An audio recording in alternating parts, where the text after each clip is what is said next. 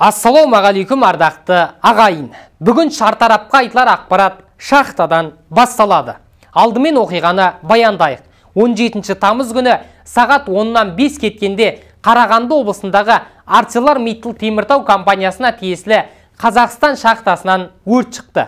Көмір кенішінде барлығы 227 адам жұмыс істеген. 222 адам жер бетіне шығарылды. Жөтелге шағымданған 13 адам дәрігерлердің көмегіне жүгініп, 4-еуі ауруханаға жатқызылды. Оның екеуінде ауыр дәрежелі көміртегі тотығымен улану, ал қалған екеуінде жеңіл деңгейде бар екені айтылды. 19 тамыздағы ақпарат бойынша өрттің арасында қалған 5 адамның 3-еуі қаза тапқан. Қалған 2-еуі іздестіріліп жатыр. По ситуации на шахте «Казахстанская», сообщаю, в настоящее время ведутся работы по локализации пожара, чтобы восстановить нормальный режим проветривания и продолжить поиск наших шахтеров. В настоящее время работает 12 отделений ВАС. Тело одного погибшего обнаружено и поднято на поверхность. Мы не теряем надежды и обязательно продолжим поиск шахтеров. Мы просим всех держаться и надеяться. В настоящий момент все силы угольного департамента сконцентрированы на спасении наших шахтеров. Мы выражаем глубокие соболезнования семье погибшего шахтера и окажем всестороннюю поддержку. Кешірім сұрап, көңіл айтқанмен келместің кемесіне мініп кеткен кеншілерді қайтара алмасымыз анық. Өйткені бұл бір ғана жағдай емес. Шахтадан шатақ шықса болды, арты қаралы хабармен аяқталып келеді. Мәселен, соңғы 10 жылда бір ғана Қарағанды облысында 384 адам қаза тапқан. Ал 2022 жылы зардап шеккен жұмысшылардың жалпы саны 460 адамға жеткен. Олардың орта жасы 30 бен 45 жас аралығындағы білікті жұмысшылар. Мұндай жағдайлардың басым бөлігі ArcelorMittal теміртау акционерлік қоғамы, Қазақмыс корпорациясы жауапкершілігі шектеулі серіктестігі сияқты ірі кәсіпорындарда тіркелген.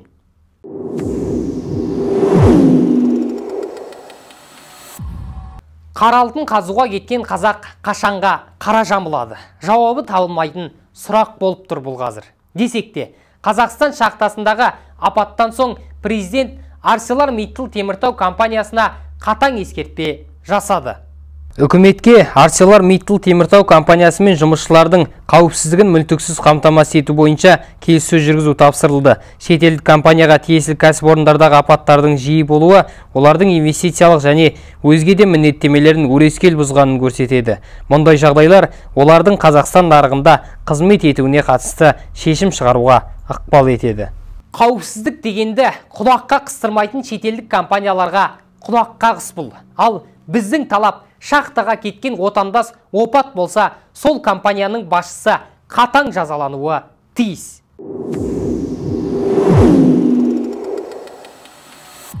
Шахтадағы дау мұнымен біткен жоқ. Аптаның басында Ұлытау облысында Қазақмыс корпорациясының 100-ден астам кеншісі ереуілге шықты. Нақтырақ айтсақ, 13 тамызда түнгі ауысымға шыққан Сәтбаев қаласындағы номері 65-ші шахтаның қызметкерлері жұмысын тоқтатқан. Олар басқалармен қатар еңбек жағдайларын жақсартуды және ескі тау-кен жабдықтарын жаңасына ауыстыруды талап етті. Және бұл қатарда өзге де талаптар бар. Алғашында бізге ешқандай құзырлы орган өкілдері келмеді деген кеншілер кейін компаниямен келісімге келді.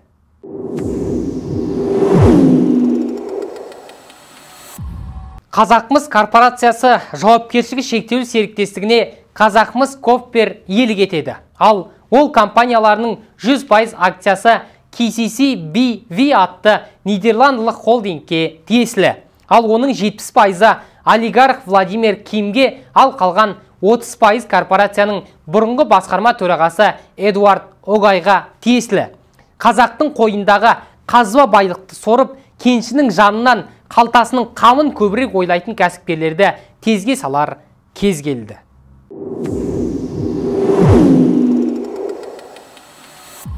Журналисті шешіндіріп тергеген, оны жедел басқару орталығының барлық қызметкері көрген.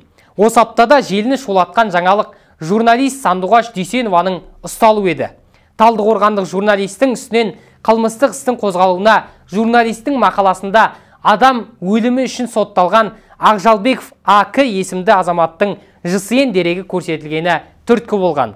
Алайда, Әділсөздің хабарлауынша, сотталған азаматтың ЖСН дерегі журналистің мақаласына дейін Қазақстан жоғарғы сотының сот кабинеті сайтында жарияланған. Журналистің сөзінше, ол үстінен жазылған арызбен танысқан соң айыпты бірден мойындаған. Бірақ соған қарамастан полиция оны тінтуге кіріскен. Тінту кезінде Дүйсенованы тыр жалаңаш шешіндіріп бейнекамераға түсірген. Журналистің полицияның бұл әрекетінен қатты қорланғанын айтады.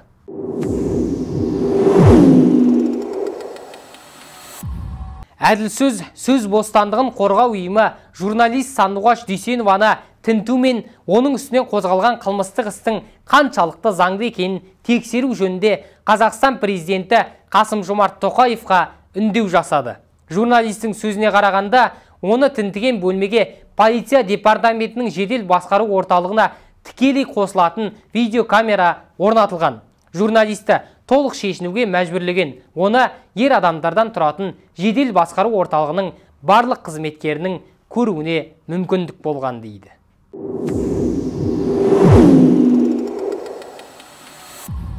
Алайда, ішкі істер министрінің бірінші орынбасары Марат Қожаев 15 тамызда журналистерге берген сұхбатында Сандуғаш Дүйсенованы тергеу кезіндегі әрекет заңды деп санайтынын білдірді. Қылмыстық іс әлі тергеліп жатыр. Біздің қызметкерлердің іс әрекеттерінің заңдылығын прокурорлар, одан кейін іс сотқа түссе сот тексереді. Сөйерде бір кемшіліктер анықталып, біздің қызметкерлер дұрыс міндеттерін атқармаса, сол кезде сол соттың үкімі шыққан соң біз кемшіліктер жіберіп қойсақ, кешірім сұрауға дайын боламыз. Қылмыстық іс әлі тергеліп жатыр. Біздің қызметкерлердің Марат Қожаевтың айтуынша, бұл істе журналистке қарсы тапсырыс беруші жоқ. Бұл іс Қазақстан азаматының арызы бойынша қозғалды деді ол. Бұған дейін әлеуметтік желіде Сандуғаш Дүйсенованы әлдебір жоғарынды лауазымды шенеунік қорқытып үркіткісі келген деген ақпарат тараған. Құрметті көрермен, журналисті шешіндіріп тергеген тәртіп сақшыларына қандай жаза тағайындар едіңіздер? Пікір алаңына жаза кетіңіздер. Мархабат.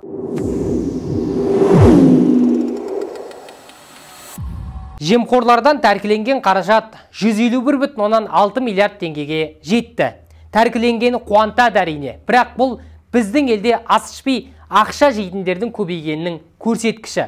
Президенттің тапсырмасына сәйкес құрылған жемқорлардан тәркіленген қаражат жинақталатын қор қаржыға білім ордалары салынып жатыр деген ақпарат таратты. Айта кету керек, Астана, Алматы және Шымкент қалаларында 76 мың орынға шақталған 62 мектеп құрылысы қаржыландырылды.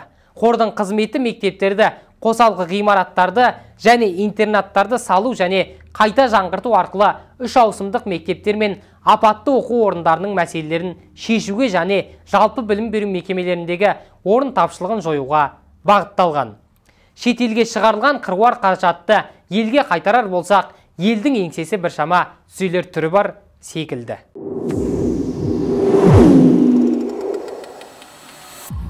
Біздегі билік қазақтың соңғы ханы Кенесарының басын біздің елге қайтаруға құлықсыз. Сыртқы істер министрлігі бұл іспен тарихшылар айналысу керек десе, мәдениет және спорт министрлігі біз өзге елдермен қарым-қатынас жасай алмаймыз деп ат тонын ала қашты. Сыртқы істер министрлігі өкілі Айбек Смадияровтың жауабы. Тыңдап көрейікші. Вообще, такими вопросами должны заниматься историки. Узкие специалисты, которые разбираются в этом, не дипломаты.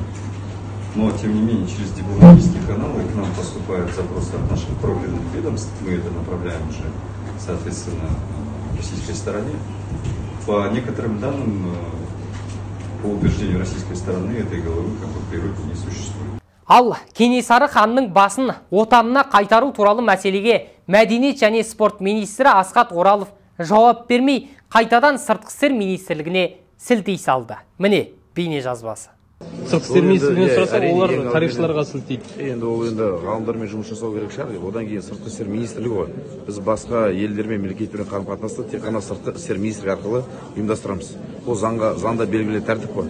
Сондықтан да мәдениет саласы, спорт саласы болса да біз тек қана сыртқы істер министрлігі арқылы жұмыс жасаймыз. Асхат Ораловтың бұл мәселеге бас қатырғысы келмейтіні көрініп тұр. Десек те, әлгі шенділерге айтайық. Кенесарының басын Қазақстанға қайтару біздің абыройымызды арттырып, елдігімізді ұлықтай түсетін әрекет. Қайткенмен тарихын түгендеген елдің тұғыры биік болмақ.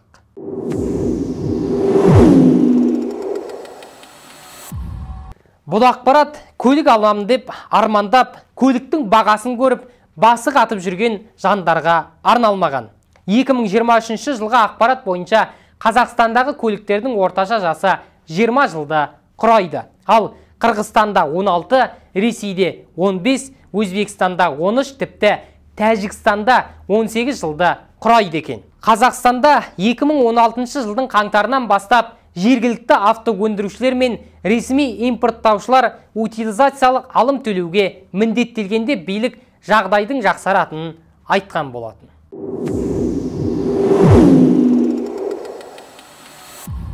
Ал енді мына қызықты қараңыз. PricewaterhouseCoopers зерттеуіне сәйкес 2015 жылы біздің елдегі көліктердің орта жасы 12 жыл болған. Ал жоғарыда аталған елдерден әлде қайда артта қалдық. 8 жылда не өзгерді дейсіздер ғой? Сөзімді Санжар Боқаев жалғастырсын. За 8 лет мы откатились на самую последнюю позицию.